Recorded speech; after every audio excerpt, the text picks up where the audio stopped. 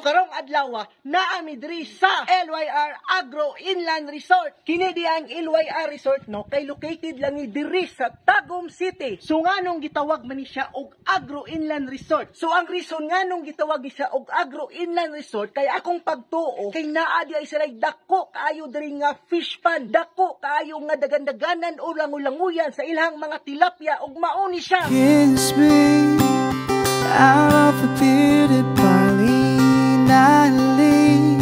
So kay naghisgot naman ta sa ilahang fish pond nga dako kaayo. Aside ana no kay naa sila'y bike ug ang presyo sa ilahang bike nga ipadagan ninyo diri sa yuta kay tag 50 pesos lang. Unya kung gusto pa mo og barato na ay tag 30 pesos pero adtuon ninyo ni weekdays dili siya weekend. Unya aside sa ilahang bike nga ipadagan diri sa yuta, naa po sila'y bike nga ipadagan sa tubig ug ang tawag ani water bike ug mauni siya. Kamusta na ka, gwapo?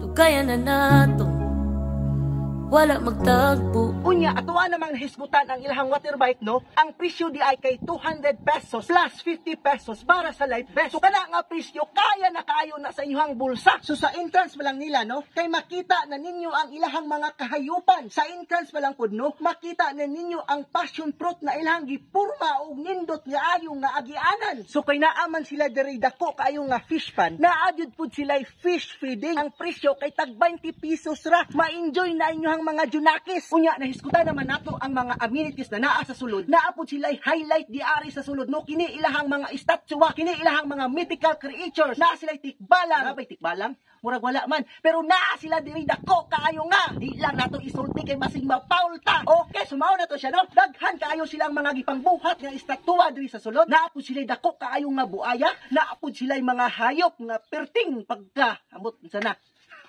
Unya naapod sila diri kining murag mythical kaayong porma, i-plaster gyud nila og maayo ug mamangha gyud mo. So kay gitawag man ni siya inland resort, no? So expected gyud ta nga naapod ni siya swimming pool ug naa gyud siya, no? Pero sa karon wala pa siya nahuman kay ang soft opening aning ilahang swimming pool kay karon pa December. Unya no naapod sila grip speaking. Kana kung magpikpik ka nga wala ka gipili. Pero bitaw ay na sila grip speaking sa karon dili pa nila ipa-open sa public kay ginambidisina pa sa July pa daw ingon sa akong asawa. Unya mauday ni ilahang dako kayo nga fish pa, no? Inyong makita daraw. So daghan kayo diring mga tilapia, daghan kayo diring karpa.